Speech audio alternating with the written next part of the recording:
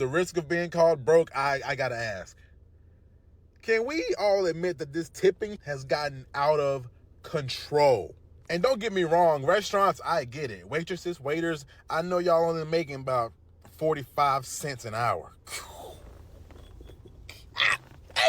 And that's crazy. So I get it. The minimum I tip is about 15%, and I could tip up to 100% of the bill. It just depends on how I'm feeling. The drunker I am, the more I'm finna tip. You understand me? But if I'm placing an order online for some food and you're making me pay online, like there's no option for me to pay at pickup, don't ask me for no damn tip. I ain't even seen the food yet. What? I haven't even seen the food. I don't know what's going on with the food. I could get there and it looked like trash, and I already tipped 20%. You got to be kidding. Yeah, we're going to have to talk about this one. Hey guys, welcome back to the channel. This tipping stuff is out of control if you ask me.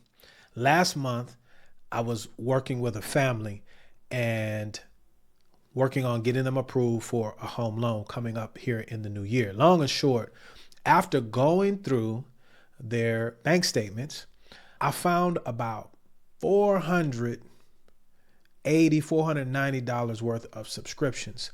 Everything from grocery deliveries all the way down to the entertainment stuff that all of us probably have. What was surprising to me was they really didn't know all that they had.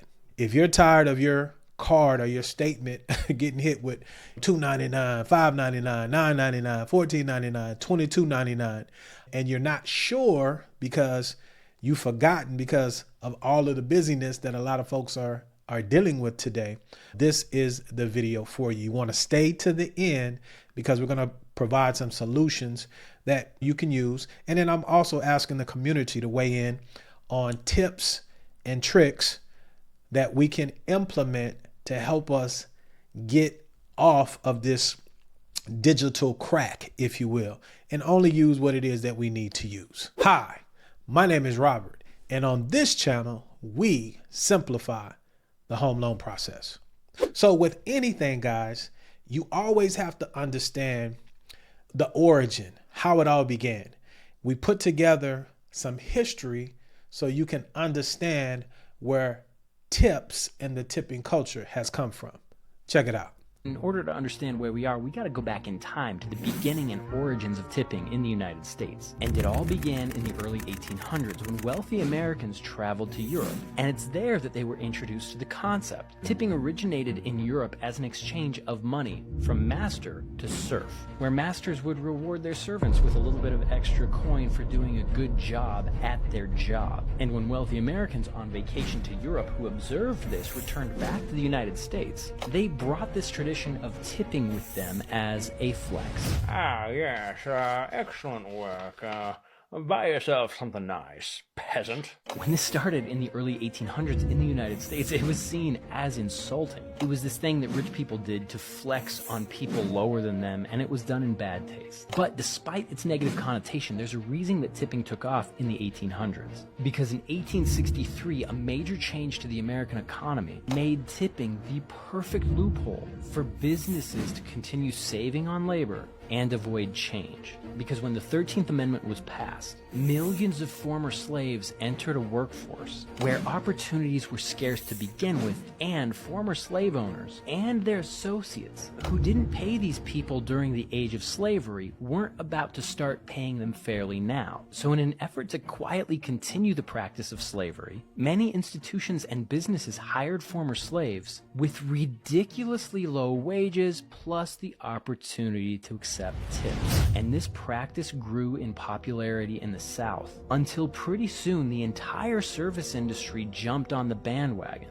as businesses saw an opportunity to normalize extremely low wages for low-level positions with the expectation that the difference in these very low wages would be subsidized by you, the consumer, in the form of tips. And that tradition stuck. Now when we all go out to eat, we all know that our waiter or waitress isn't being paid well by their employer, and it's up to us to make sure that they get to eat. It's up to us as patrons to make sure that financial ends meet for the person who's waiting on our table. So unless you have exceptionally bad service and you actually see somebody spit into your food, you're going to tip them. And that practice can be traced all the way back to the South in the mid-1800s, where former slave owners tried desperately to cling to free and cheap labor. Now that you have a little insight, some context as to where tipping and the tipping culture came from, you can see the motivation wasn't one that was good.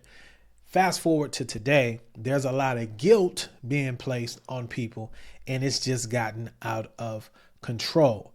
Because of the way tipping has come into play and how it's evolved today, don't let anybody try to guilt you into tipping, because now we see where these businesses utilize these tactics to make you feel like you have to take care of their employees. You shouldn't be eating out at restaurants if you can't afford to tip.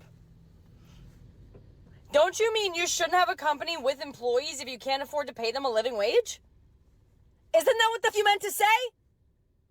Is tipping culture out of control? Depends who you ask. If I'm at a restaurant and shit, I'll leave a little tip. If you spending $3K on a meal, you shouldn't have to tip $600 to me. I could get like a $400 meal and I'm only giving a 10 or a 20 on how you was on that night.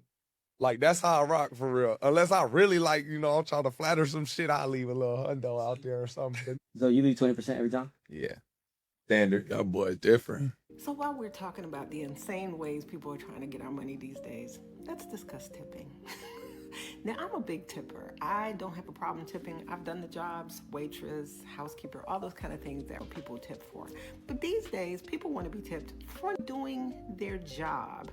My sister and I went to lunch yesterday, and we ordered at a kiosk. We paid at a kiosk. When the food was ready, we picked our food up, we went to the table, we ate. When we were done, we were required to take our tray to the trash can and empty it. Now, when we were paying for the food at the kiosk, it left a thing for tipping. Why am I tipping? What did you do? You cooked the food, you get paid for that. These companies need to start paying their employees a fair wage and stop putting it all on the consumer. We're already paying for the product and you're already charging a lot for the product. Pay your employees and don't try to guilt me into adding extra in because you're not paying them what they're worth. As you can see, there is a wide range of opinions when it comes to tipping.